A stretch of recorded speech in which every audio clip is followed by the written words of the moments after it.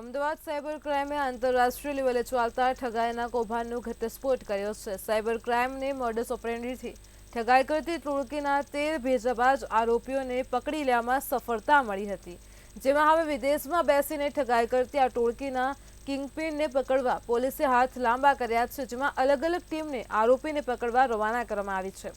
ઉલ્લેખનીય છે કે ઠગાઈ કરતી ટોળકી ઇન્ટરનેટ પર સર્ચ અને સર્ફિંગ કરતા લોકોને પોતાનો ટાર્ગેટ બનાવતી અને ઠગાઈનું ચક્રવ્યૂહ હતું।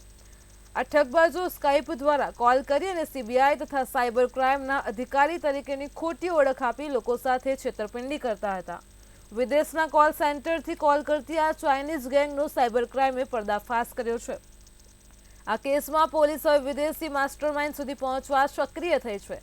ઇન્ટરનેશનલ કૌભાંડના કિંગપિનના આરોપીઓ પકડાયા બાદ આ કેસમાં ચોંકાવનારા ઘટસ્ફોટ થશે તેવી સંભાવના વર્તાઈ રહી છે।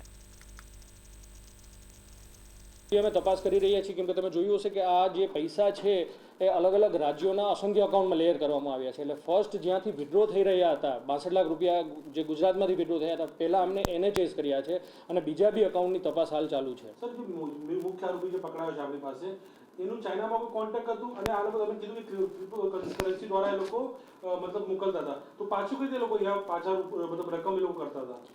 આ જે મેં જેમને પહેલાં કહ્યું, ક્રાઇમના 3 સ્ટેજ છે। પહેલાં વિક્ટિમને સ્કાઇપ કોલ અને સ્પૂફ કોલથી કોન્ટેક્ટ કરવામાં આવે, વિક્ટિમ જે પૈસા જમા કરવામાં આવે છે એ અકાઉન્ટ બી ચાઇના જે ક્રિમિનલ્સ છે એમના દ્વારા અલગ અલગ એજન્ટ્સથી આ અકાઉન્ટ મેનેજ કરવામાં આવે છે। હવે એ પૈસાને ઇન્ડિયાથી બહાર લઈ જવામાં આનું ત્રીજું સ્ટેજ આવે છે કે જે ક્રિપ્ટો કન્વર્ટર છે।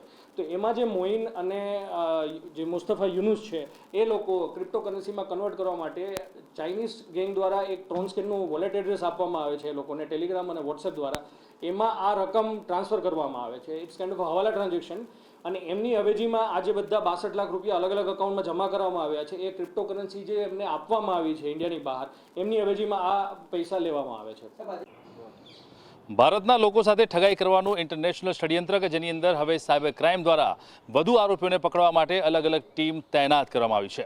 આ ટીમ ચાઇના, દુબઈ, મંગોલિયા અને અલગ અલગ જગ્યાએ તપાસ કરી રહી છે, જેની અંદર આગામી સમયની અંદર વધુ ભારતીય આરોપીઓ અને સાથે જ વિદેશી આરોપીઓ પણ પકડાય તેવી શક્યતા હાલ પ્રબળ બની છે, જેના પકડાયા બાદ આ સમગ્ર કૌભાંડનો પર્દાફાશ થશે અને નકલી પોલીસ બની ભારતના લોકોને છેતરતા આ તમામ આરોપીઓની હકીકત સામે આવશે।